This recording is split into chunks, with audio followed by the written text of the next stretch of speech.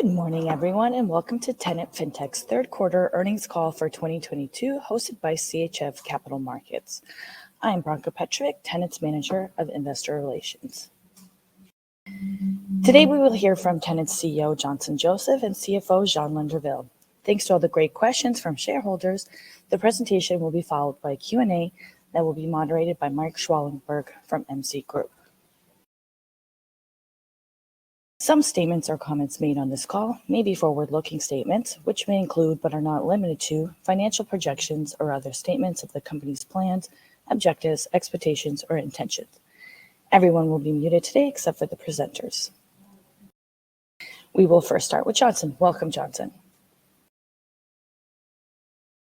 Thank you, Branka. And welcome, everybody, and thank you for taking the time to join our third quarter earnings call this morning. I'm going to give you, as usual, a brief overview of what took place during the quarter, and I will give you also what our plans are for the remainder of 2022.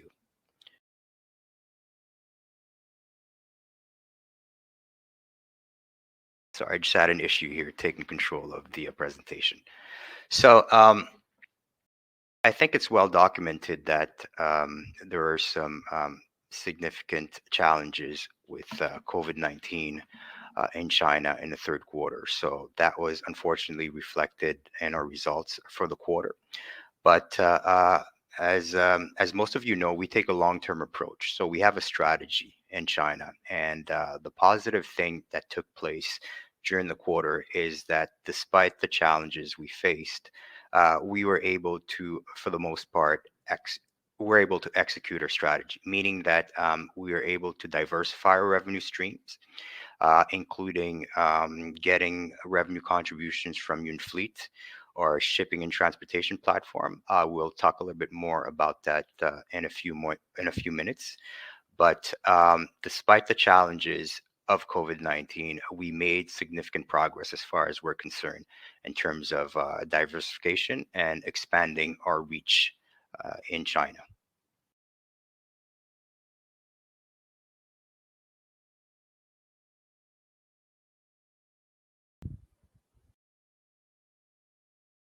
I'm sorry.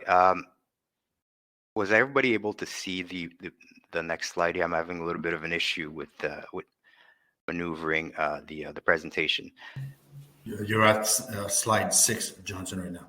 I'm on slide 6. Okay, thank you so much for that, Jean. Okay, so going over the numbers briefly. So we generated roughly $21.6 million for the quarter, including 1.7 million from insurance-related services coming from the Heartbeat platform. Now, Heartbeat was expected to be a significant contributor for us, although that was one of the areas that was most impacted by the COVID-19 lockdowns in China during the quarter. We still believe the platform has tremendous value for us and our overall strategy in China, and we expect it to rebound in the next quarters because the COVID-19 impact is not, as far as we're concerned, we don't think the impact is going to last beyond, let's say, the second quarter of 2023. So eventually, Heartbeat will be a key component of our business hub in China.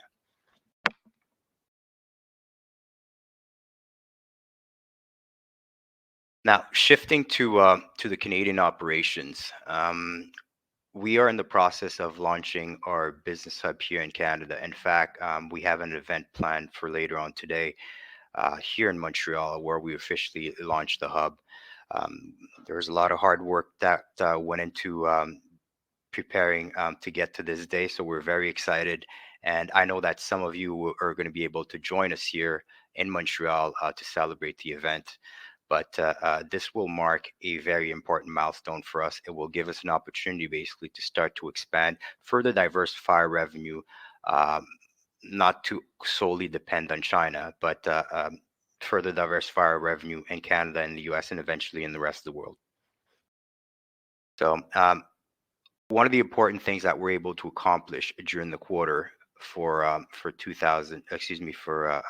prior to the launch of the platform is that we were able to scale our pre-registration levels to a point where now we have started to build out our media kit to prepare to generate the first revenues on the platform before the end of this year in the form of advertising revenues. So we're also preparing to roll out data related revenues from our Tenor's 3 subsidiary. That should happen prior to the end of the first quarter of 2024.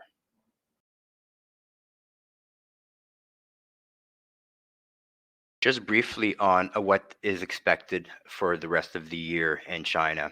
So again, we're expected to continue to grow our business, diversify our revenue stream, and we know that what's happening in China related to COVID-19 is going to be continue to be very, very unpredictable. So we've taken measures to make sure that we're going to be able to continue to grow revenue stream even if the COVID-19 lockdowns persist. Now, one of the questions that we get very often is, well, we've been getting lately, is the fact that we were aware that these lockdowns were taking place, yet we did not revise our guidance until we put out a news release yesterday with the results, with the Q3 results, stating that we felt that the year-end numbers might come below the guidance that was provided earlier this year. Now, the reason that we did that is you need to understand what I'm going to do is I'm going to make sure people understand what our business model is, right? So you have to understand that we provide pre-qualifications, but no, there's no obligations from the financial institutions to extend credit. So we analyze data coming from our members, from our clients, and we pre-qualify them for credit. Again, the financial institutions have no obligations. Keep that in mind to extend credit based on the analysis that we've done. Now, most of the loans that we facilitate are short-term loans. So the loans are to be repaid within 90 to 120 days. And most of the credit extended on the platform is provided by alternative lenders, not necessarily big banks. As I'm speaking to you today, there are several clients on the platform with unfulfilled orders and credit requests that were left unfulfilled as of the end of the third quarter. Now, what's important for you to understand is that those orders are not necessarily lost, but they're only deferred. They will likely be completed either in Q4 or in Q1, depending on a couple of factors.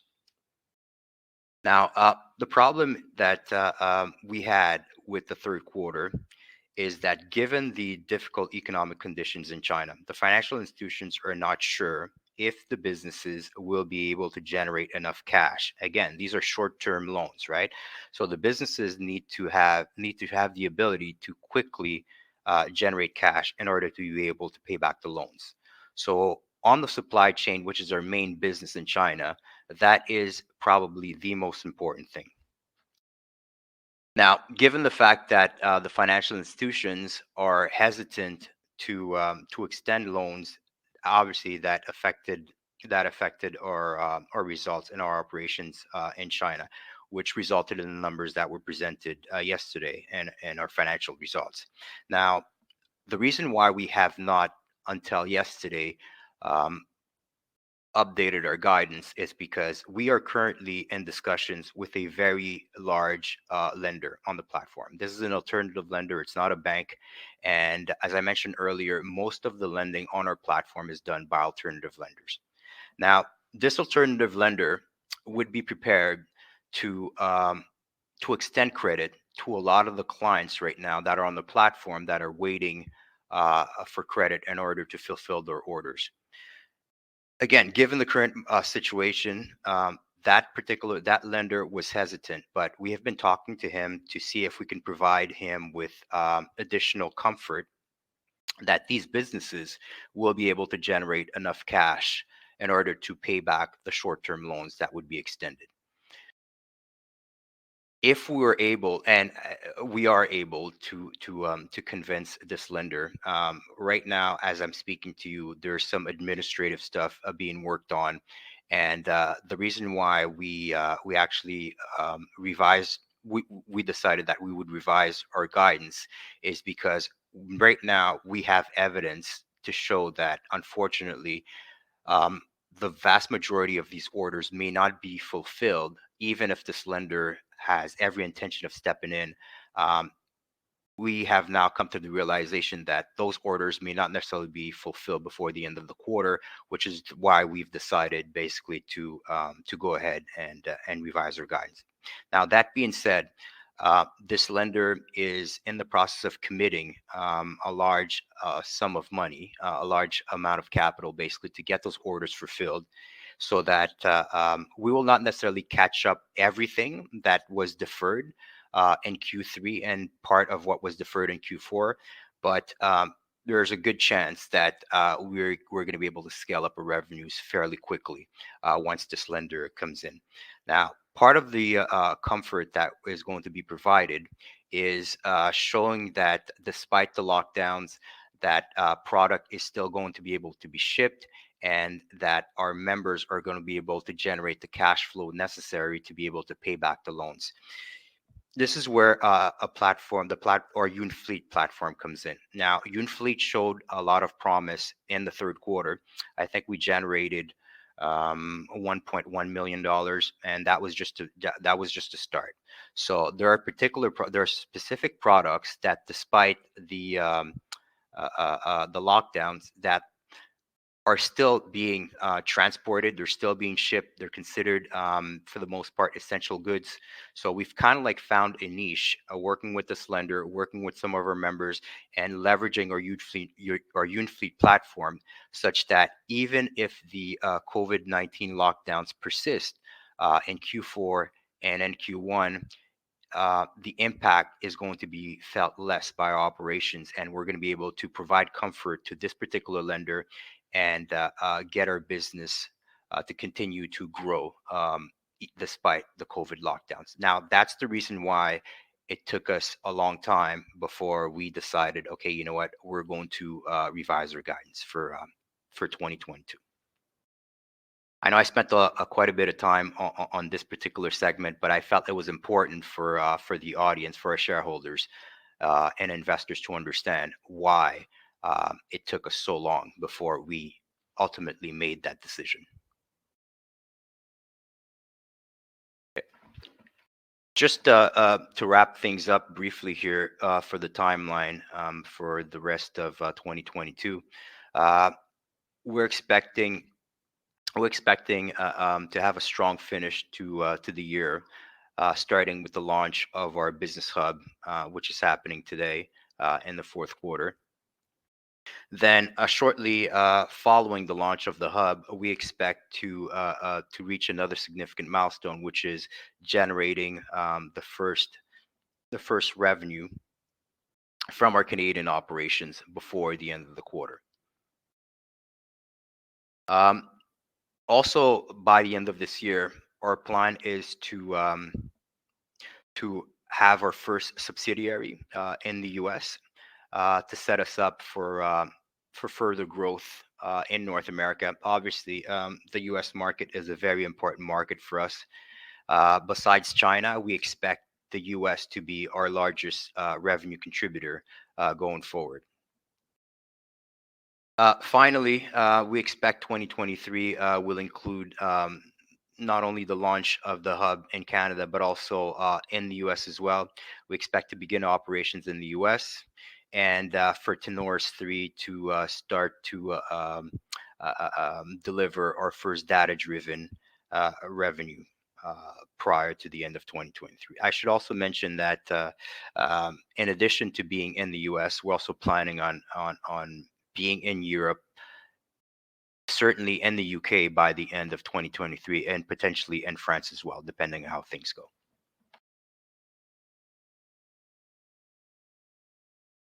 Now, Last thing I'm going to say before I turn it over to Jean to go over some of the numbers is all of this expansion talk will require capital. So we need to have a capital market strategy that will allow us to reach our objectives. So as we continue to grow our operations globally, we're going to continue to look to list our securities on senior exchanges, starting with Senior Exchange here in Toronto, and shortly following that, we expect to be listed on the London Stock Exchange as well. And as you all know, I appreciate the patience of our shareholders, but we still expect. I've seen the question: do you think the Nasdaq listing is done? Quite the contrary. We have had constant communications with the Securities and Exchange Commission reviewers.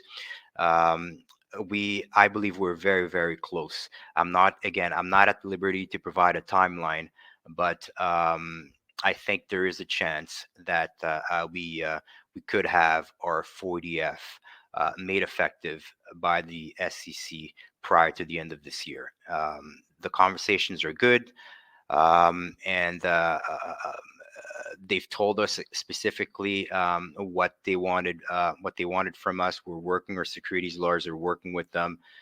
Again, I'm very encouraged by the latest rounds of discussions that we've had with them. So the expectation again is for us to have our registration statement made effective before the end of this year, which would pave the way back for our Nasdaq listing to be reinstated. So that's it for me. Once again, thank you for your time. Now I'm going to turn it over to Jean, who's going to walk you through some of the most important numbers for Q3. Thank you, Johnson, and welcome everybody to this call. We'll review quickly the financial for the third quarter of 2022 compared to the third quarter of 2021. As was mentioned, it was a difficult and challenging quarter for the company in the third quarter. It's the first time I have to present non-positive growth on the revenue side. A year quarter over the other quarter the year before. So we finished the quarter with 21.6 million of revenue compared to 25.7 the year before for the same quarter. So at 4.1 million less. The supply chain business was really hardly affected by the COVID-19 lockdown in China. And only in the supply chain business, 8.4 million less revenue this year compared to the same quarter of the previous year. So this is explain the majority of the revenue negative growth between 2021 and 2022. On the other side, and like it was mentioned, the positive thing is that we diversifies revenue if you compare quarter to quarter from last year. So one of the new supply chain was developed is in the oil and gas industry, with the subsidiary AGP, which is they generate plus 2.3 million year over year growth. This is positive. Young Fleet in the transportation, which is the ASTH subsidiary, like it was mentioned, 1.1 million. So it was not there last year. It's the new revenue stream for the company in China.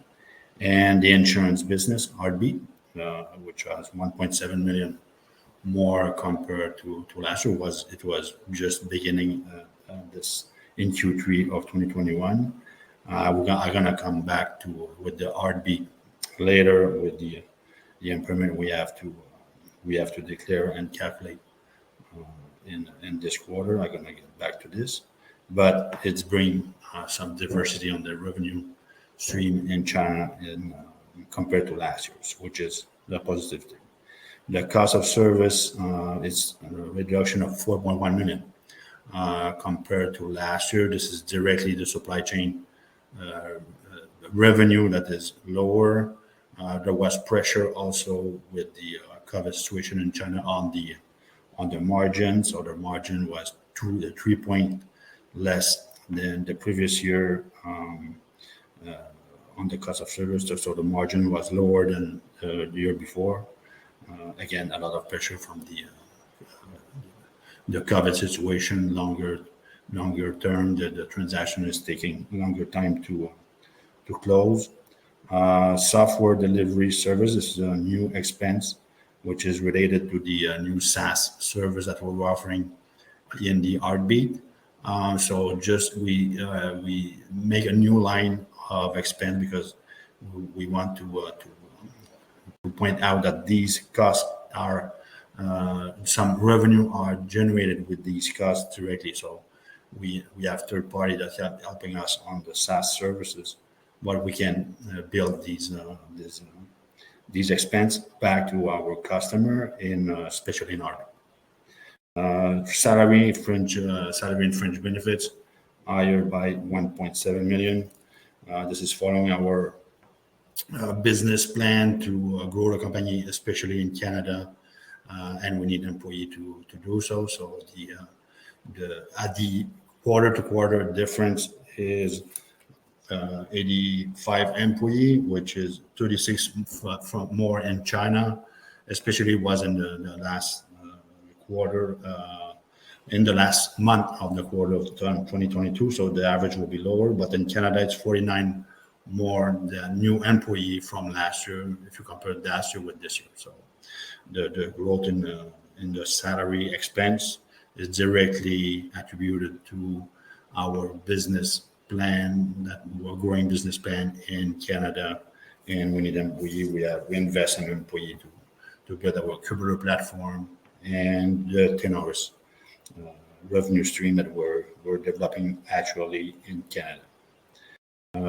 Service fee, again, this is expense on the software maintenance, and this is a real cost. Is we cannot recharge this or rebuild these costs, so that's why we segregated, and it's related to the Heartbeat new business that we acquired in the last quarter of 2021. So the variance is 372,000. Consulting fees, most of it are related to consulting in the financing market, like we want to explore new venture in North America and in England, in London. So there is some consulting fees that are related to these expansion, these consulting activity.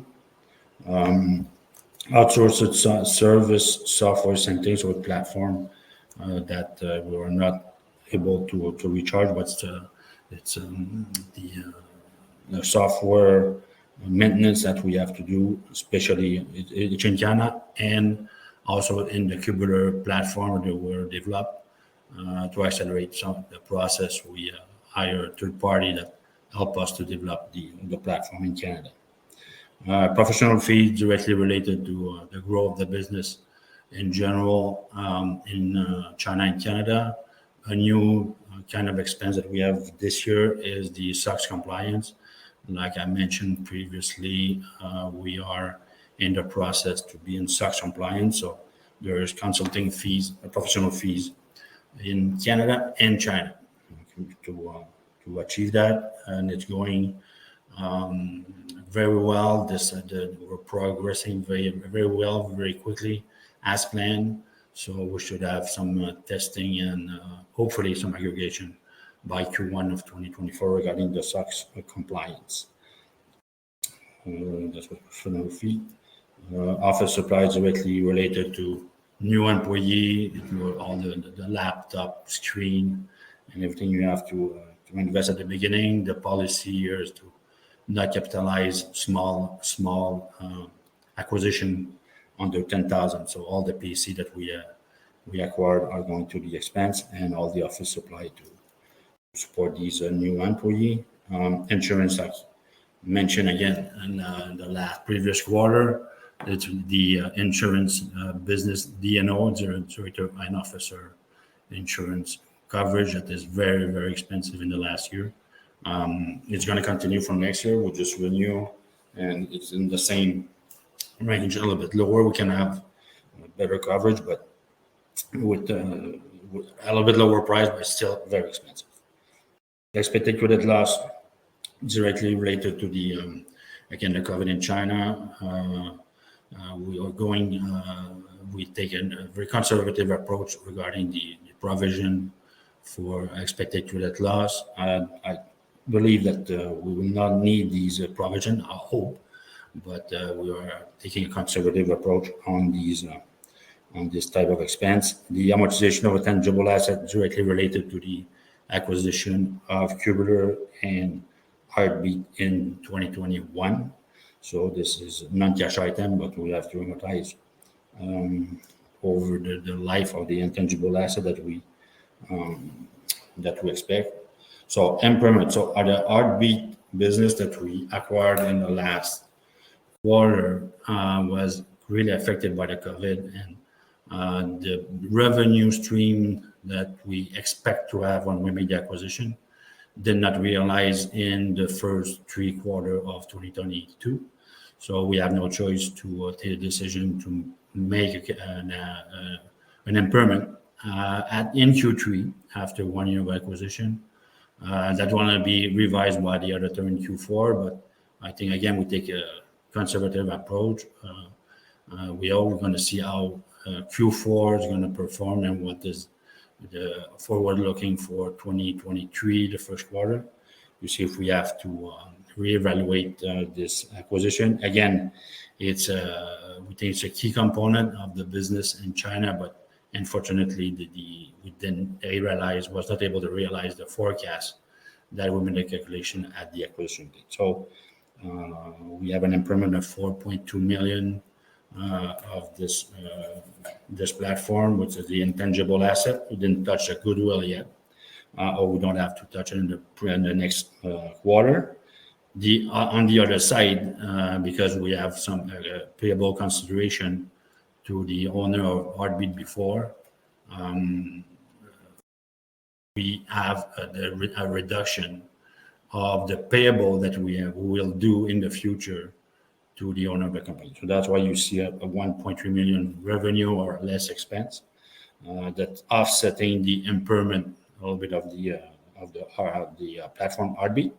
So the net, roughly the net effect of the Heartbeat impairment in the period is in the quarter is $3 million. So with all this, the expense was 30 million, including the impairment for the quarter versus 23 million last year. Just to point out that last year we have a gain on Bergen purchase of 1.9 million that was related to Heartbeat.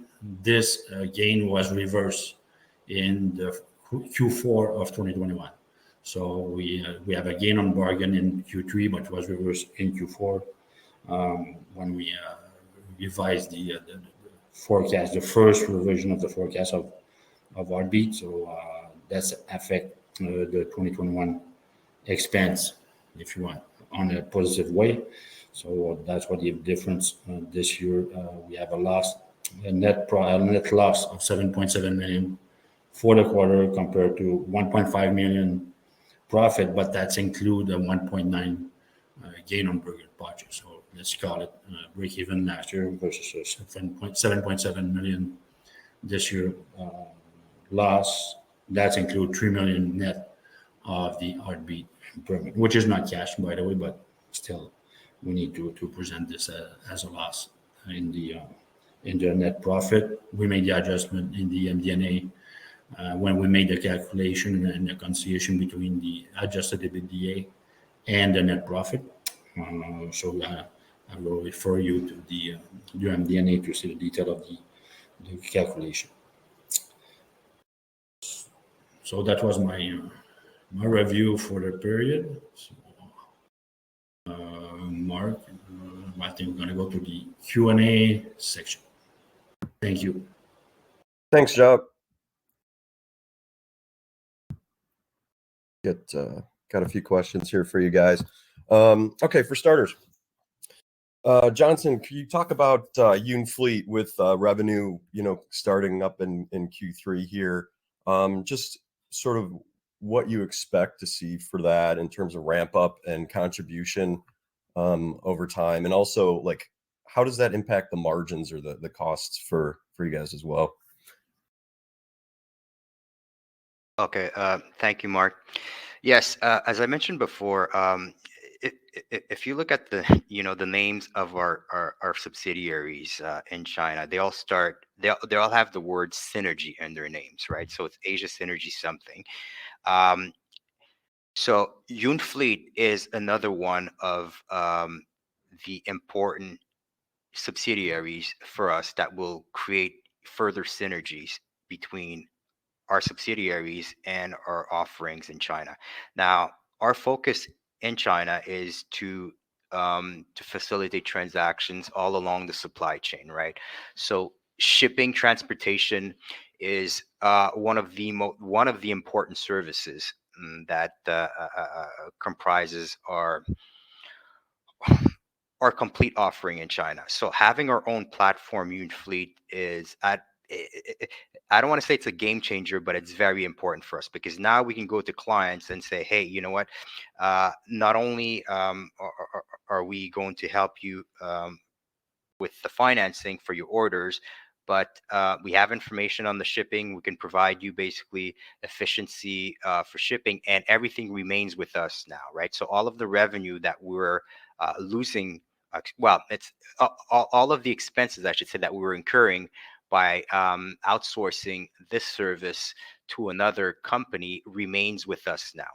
So as the business hub transactions continue to ramp up in China, you're going to see more and more activity on that platform, and the revenues and the profit, more importantly, the profit is going to remain with the company. So we're very excited about the start of Unifleet in Q3. As I mentioned before, we generated over $1 million in revenue, and that was despite the impact of COVID-19 in China in the third quarter. So I'm sure you can imagine that once the COVID-19 measures get relaxed a little bit, we would expect quite a bit, like a lot more activity on the platform, and that certainly is going to help us reduce costs and improve margins overall in China.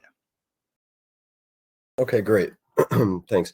Also, over in China, can you talk a little bit about the clean energy initiative that was mentioned to be a really big opportunity for Tenet, and in particular, we mentioned a project tied to the Heartbeat insurance segment with that, and just how you see that evolving in terms of revenue contribution and timeline for that segment.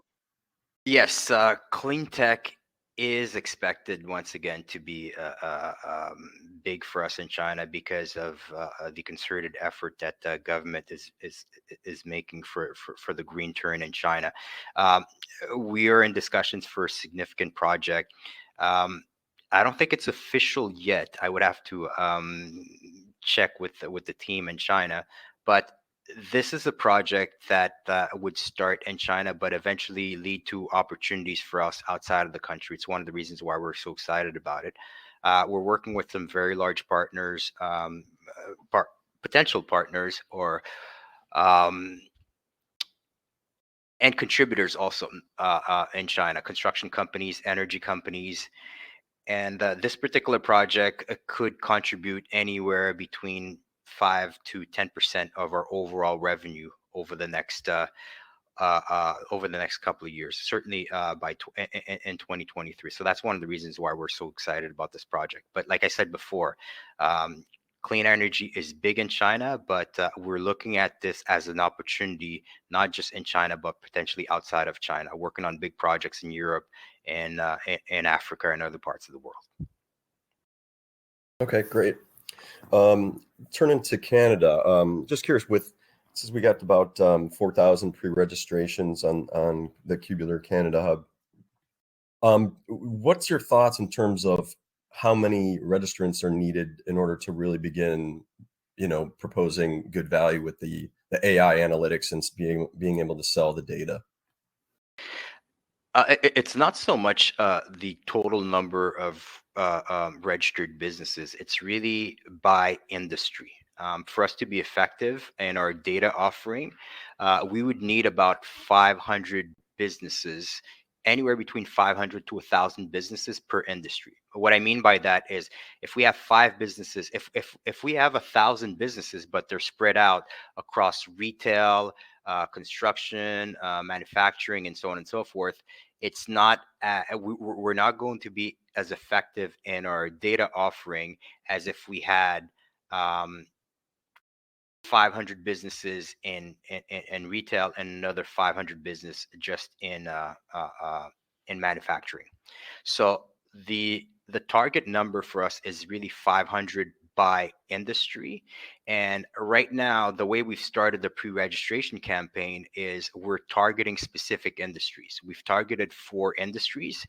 We targeted retail, manufacturing, construction, and technology, if I'm not mistaken.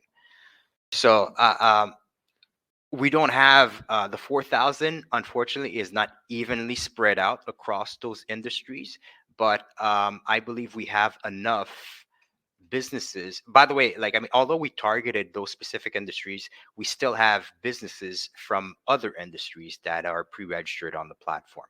So, but the important thing is, we currently, as I'm speaking to you today, we already have enough in the targeted industries, particularly retail, to be able to have effective data-driven products. Got it. No, good. And then in terms of Canada and ramping up for the business launch, how should we think about operating expense and just that moving forward? Like, will there be a decrease in expenses related to that ramp up, or will it simply be essentially transferred to a ramp up in the US or any other regions that we're looking to expand? Is that kind of how that's going to play out? No, you see, the good thing about the model that we have in Canada and, well, pretty much everywhere outside of China is we don't get involved in supply chain business, so we don't really have the cost of services expense that we have in China, right?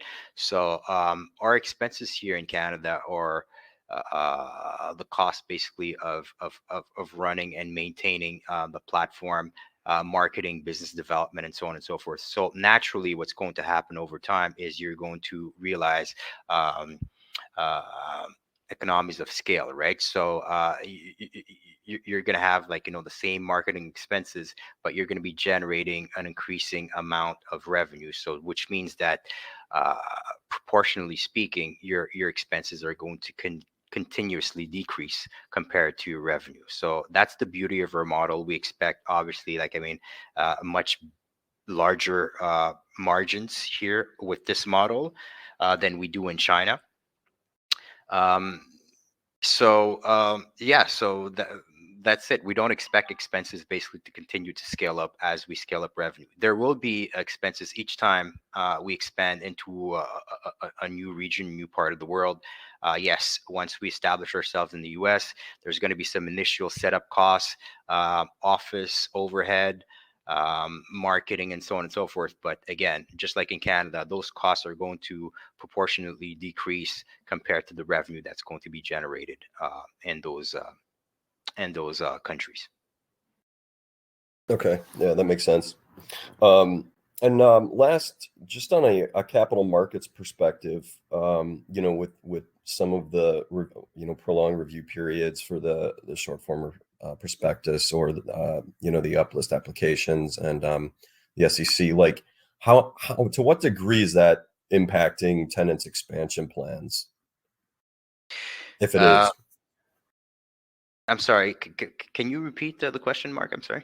Sure, no problem. Just in terms of, like, from a capital markets perspective and raising funds, like some of the prolonged review times for the like the short form prospectus or the TSX application and the SEC review? Like how much is that impacting Tenet's expansion plans? Like for growth. Well, it is having an impact. I'm not going to lie about that. Like, I mean, obviously, like, I mean, if we had already been, I mean, if we had been on the Nasdaq already trading, things would have been different. We would have had access to the capital markets in the U.S. Uh, so yes, it has had an impact on our ability to grow quicker, but we anticipate that these things will resolve themselves, like I said. And as far as the review process of the current prospectus offering, we're within the delays. We received comments from the OSC. We've answered those comments. So they're reviewing a response. So we are still within the delay, basically. That was expected. So there's no impact there. As far as the listing is concerned, that's the process. Again, we're still within the normal delays of getting an answer back from the TSX. So I wouldn't be too concerned about that. Everything, I believe, will resolve itself, and things will fall into place. I think we're in pretty good shape. Oh, perfect. Thanks, Johnson. And that's all the questions I had. So I'm going to turn it back to you, Johnson, for any final remarks you have. Okay, thank you. I just want to go back briefly on the fact that we delayed revising our guidance.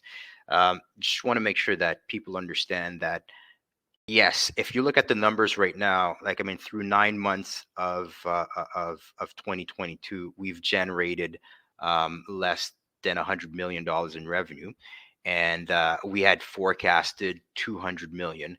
So if you do the math, you're saying, okay, you know what? Like, I mean, were you expecting basically to potentially generate 100 million just in the fourth quarter?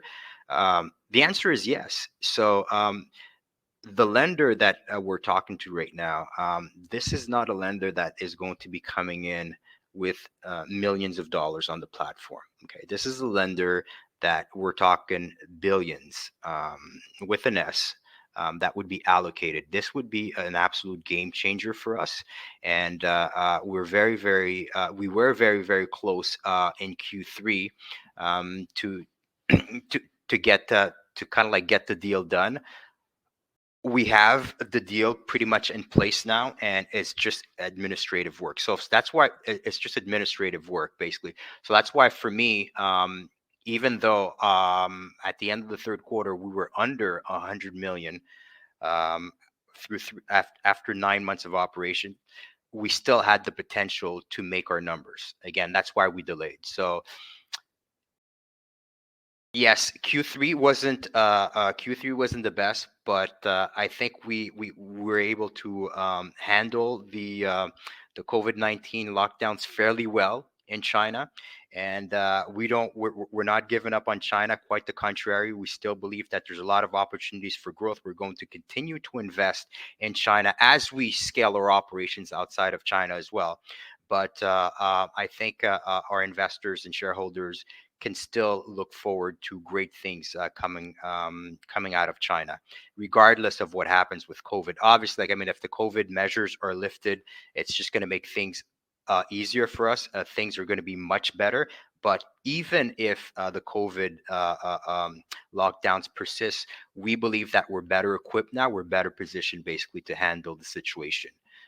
So going forward, um, we're still very optimistic. China is always going to be important for us. We are putting an emphasis on North American operations. We're excited about what's happening in North America and potentially in the rest of the world. So we look forward to showing our investors our different business and revenue model in North America, and expanding beyond North America, beyond China. So that's I wanted to conclude with that. So even though, like, things didn't look so good for the third quarter. There's no reason basically for concern. I think we're well positioned, and the future looks bright for the company. So, parting words is I want to thank everybody. It's now well after 9 o'clock. So thank you everybody for your time. If you have any questions, as usual, that weren't answered during this call, please feel free to send them to Branca, to Mark, or to Kathy, and we will try to get back to you as quickly as possible. So once again, thank you for your time. Have a great day. Happy holidays to all of you, and we look forward to the rest of the year and to a very exciting 2023. Thank you.